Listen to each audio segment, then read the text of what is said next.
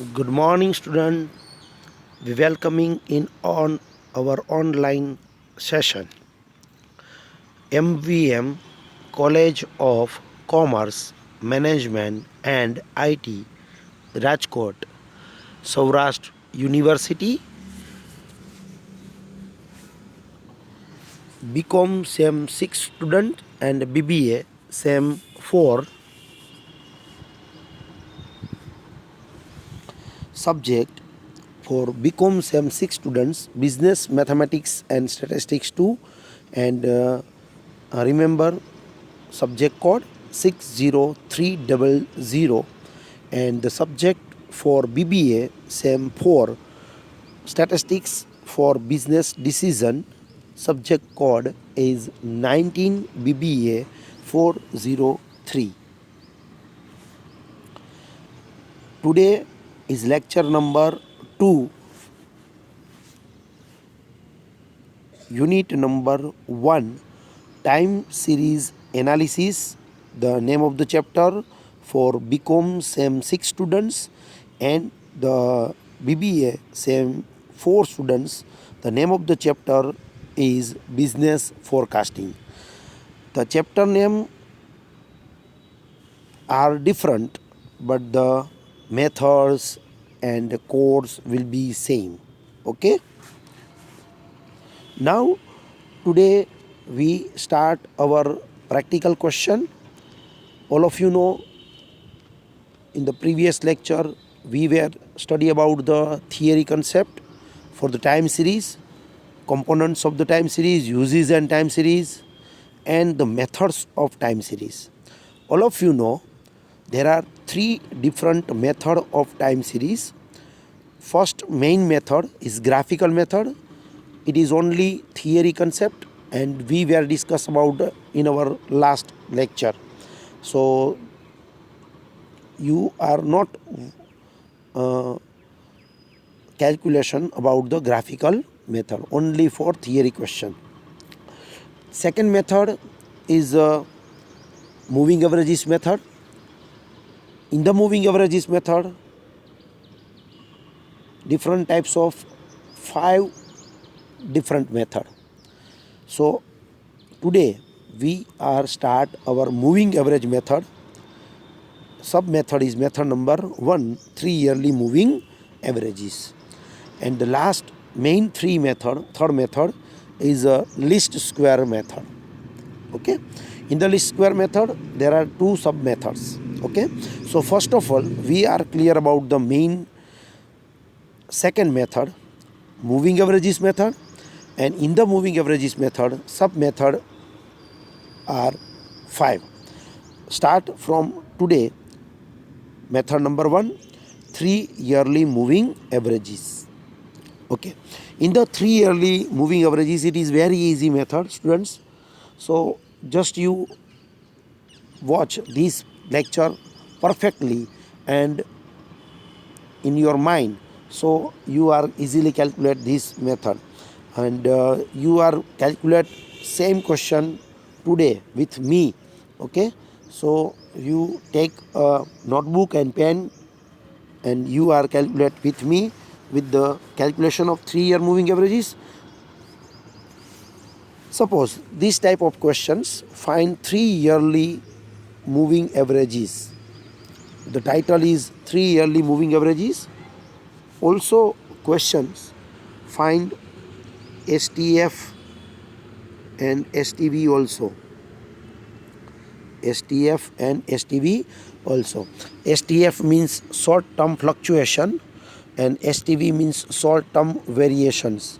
It means in the questions, find 3 yearly moving averages is very important. Just you define કે this method 3 yearly moving averages, પછી એમાં તમને STF પૂછે, STV પૂછે યા trend પૂછે, બરાબર, બોથ આર સેમ. તો ગમે તે ક્વેશ્ચન પૂછે આપણે આખો ક્વેશ્ચન એની અંદર કેલ્ક્યુલેટ કરાવી દઈએ કે સમ કેવી રીતે કેલ્ક્યુલેટ કરવાનો છે. It is a very easy method. એટલે એક જ વખત હું તમને એક્સપ્લેન કરીશ. આઈ થિંક બધાને સમજાઈ જશે, બરાબર. And any other question, if any questions, then contact me at college. Okay, so first informations are given, year, 2015, 16, 17, 18 and 19. Different 5 years are given. The second column is units. There are here the given units, yeah, profit, yeah, production, yeah, sales, it doesn't matter. We are always denoted by Y.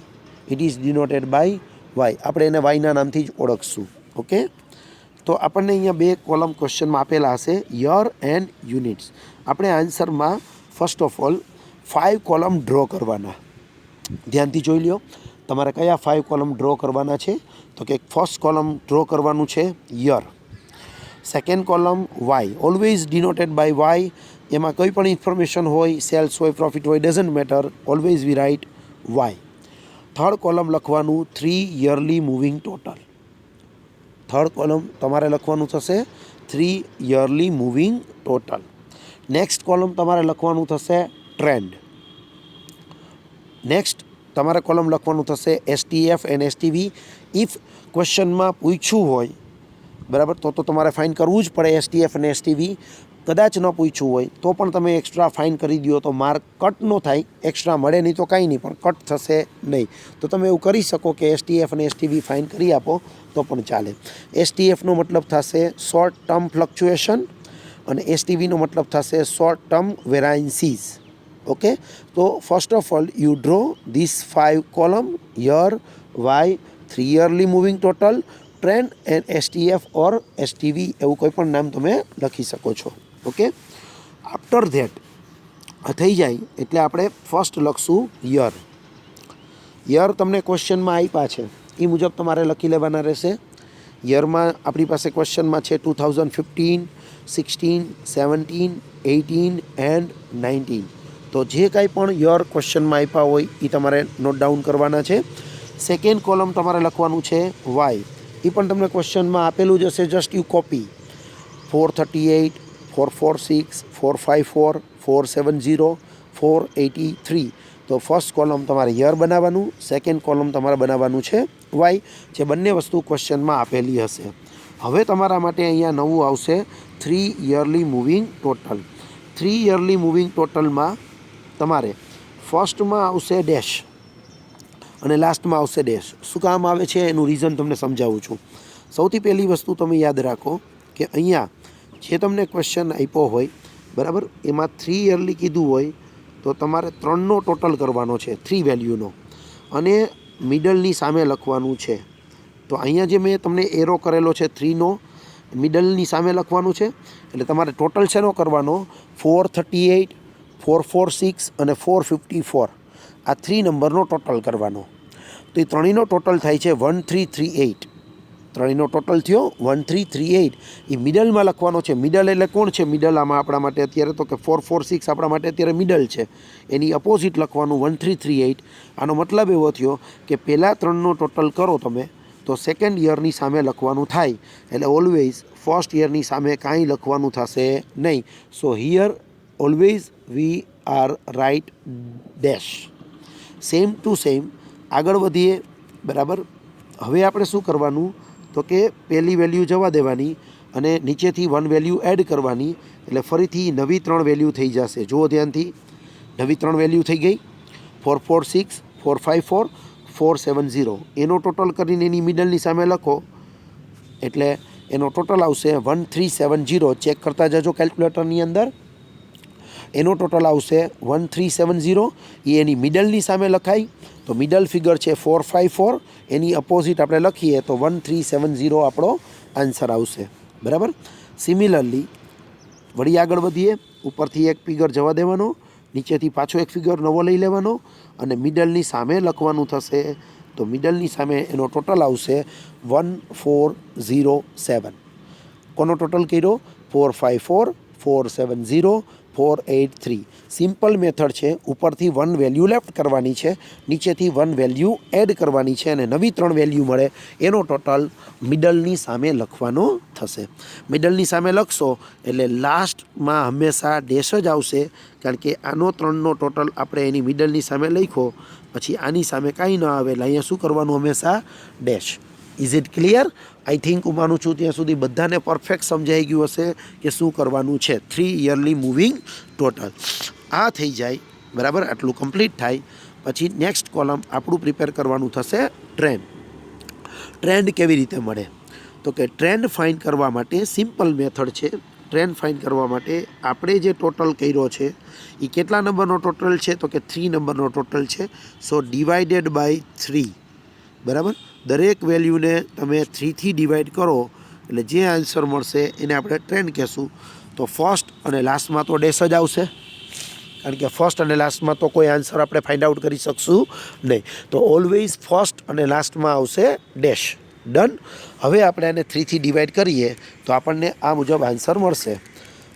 First અને લાસ્ટમાં dash. 1338 divide by 3, your answer is 446. 1370 divide by 3, answer is 456.67. અને લાસ્ટમાં 1407 divide by 3, your answer is 469.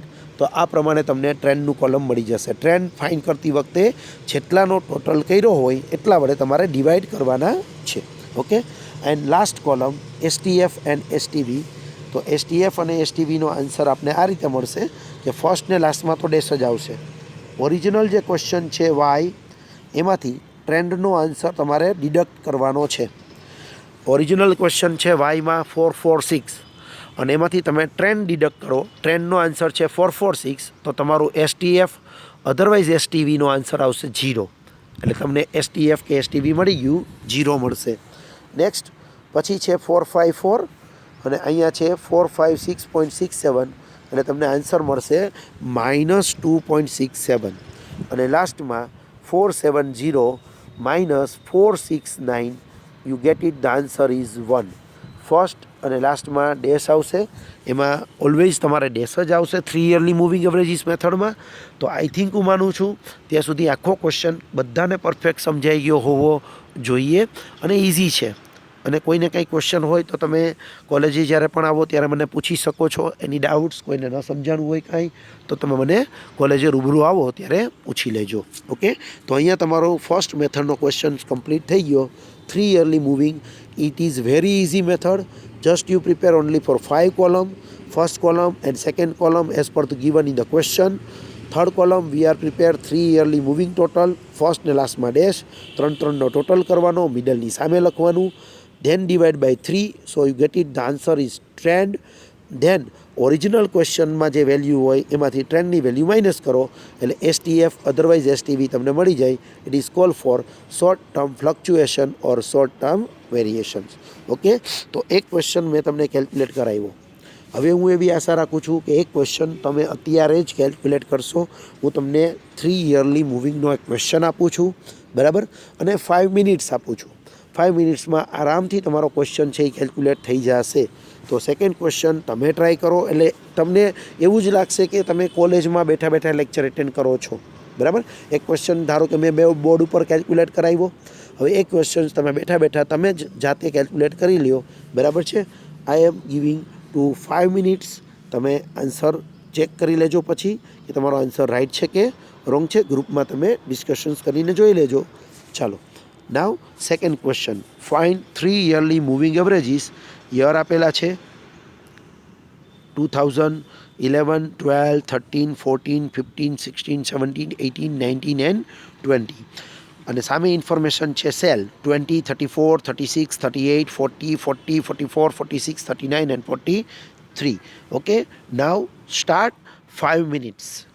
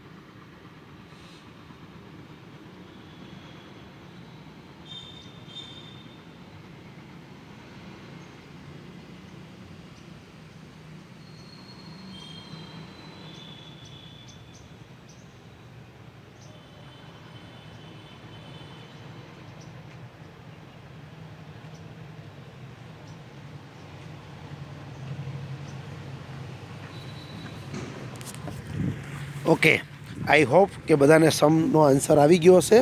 3 yearly moving averages. Now we start today second method also. Method number 2, 5 yearly moving averages. Okay, simple method. જો 3 yearly method perfect મગજમાં બેસી ગઈ હોય તો કદાચ if હું 5 યરલી ન શીખડાવું ને તોય તમને આવડી જાય, કારણ કે સિમ્પલ જ વસ્તુ છે.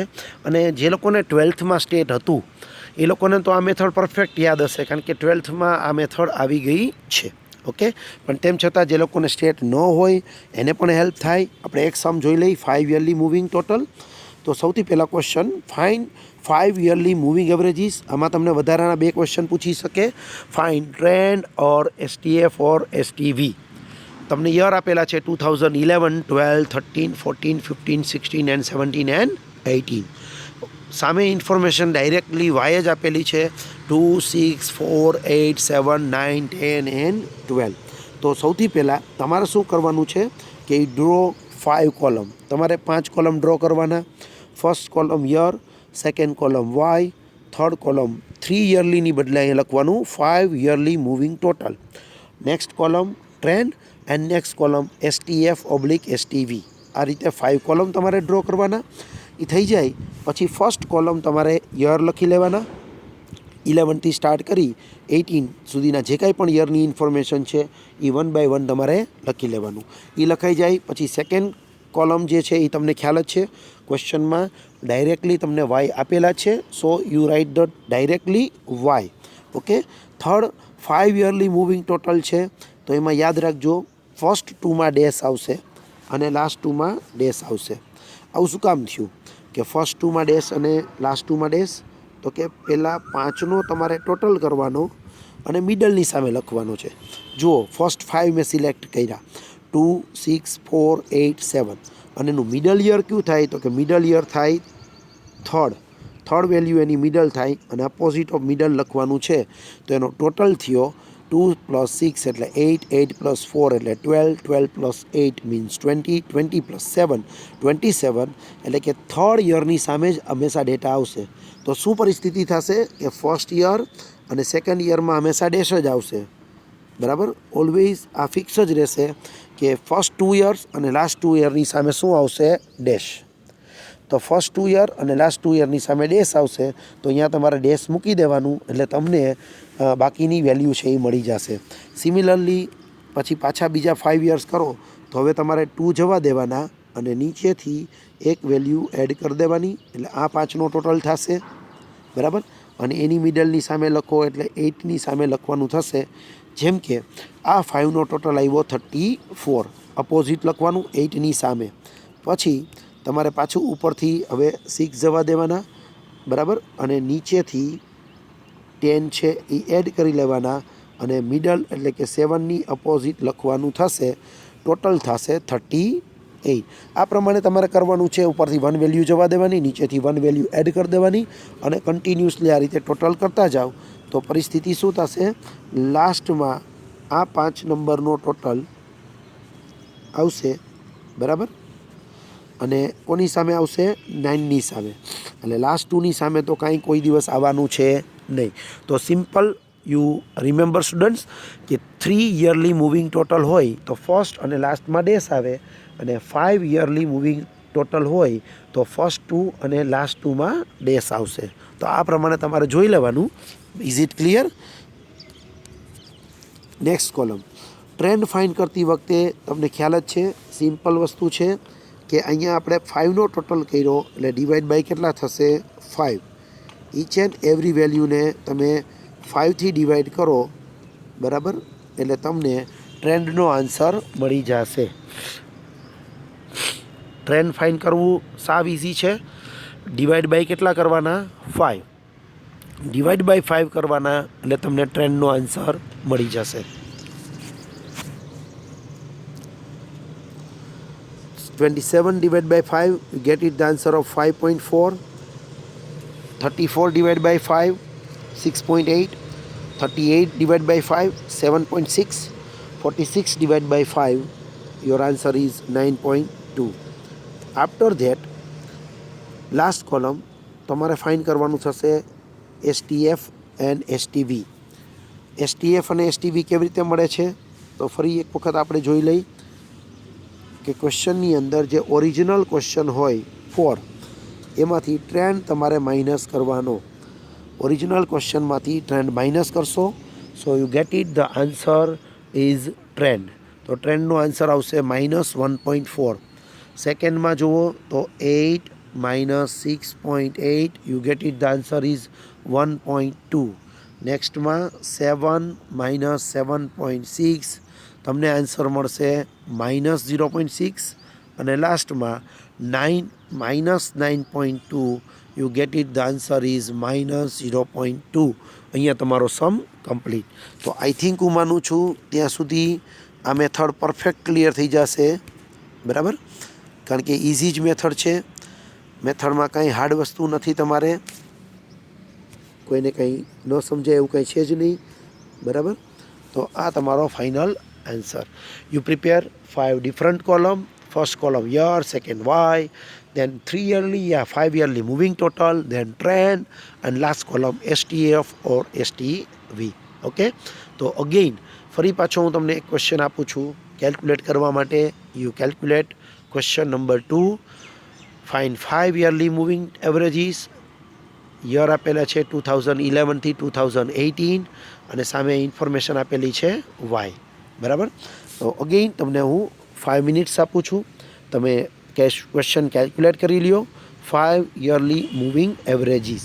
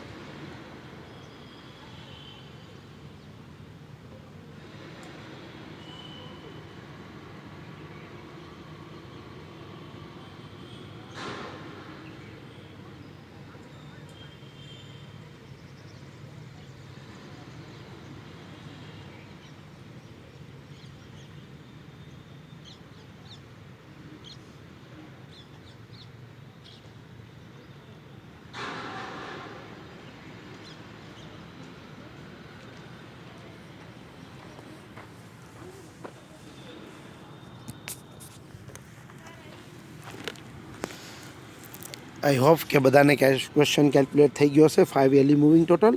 અને આજે હોમવર્કમાં આપું છું ઇલિસ્ટ્રેશન નંબર 2, 3, 4, 5 બુકમાંથી આજે ને આજે જો પ્રેક્ટિસ થઈ શકતી હોય તો આજે ને આજે જ કરી લેજો, જેથી કરીને તમને મેથડ પરફેક્ટ આવડી જાય અને એક્ઝામમાં સમ પૂછાય તો 100% આઈ હોપ કે બધાને પૂરા માર્ક્સ મળશે. ઇલિસ્ટ્રેશન્સ 2, 3, 4, 5 આ બંને મેથડના ક્વેશ્ચન હશે અને એક્સરસાઇઝમાંથી ક્વેશ્ચન નંબર 6, 5, 6 છે એ પહેલાં બી એક્સરસાઇઝમાં હશે અને 5 અને 6 નંબર પાછળ જે છે એ સી એક્સરસાઇઝમાં હશે. જરાક ધ્યાનથી જોશો. ક્વેશ્ચન નંબર 6, 5, 6 એટલે ટોટલ 7 ક્વેશ્ચન થયા. 4 આપણે અહીંયા કેલ્ક્યુલેટ કર્યા, બરાબર, 2 મેં એક્સપ્લેન કર્યા, 2 તમે કર્યા અને 7 હોમવર્કમાં. સો ટોટલ 11 ક્વેશ્ચન્સ આ 2 મેથડના તમે કરી લ્યો. ગેરંટી કે એક્ઝામિનેશનમાં સૌરાષ્ટ્ર યુનિવર્સિટીના પેપરમાં તમને પૂછાય તો તમને 100% આ મેથડના પૂરા માર્ક્સ મળશે. Okay, thank you very much.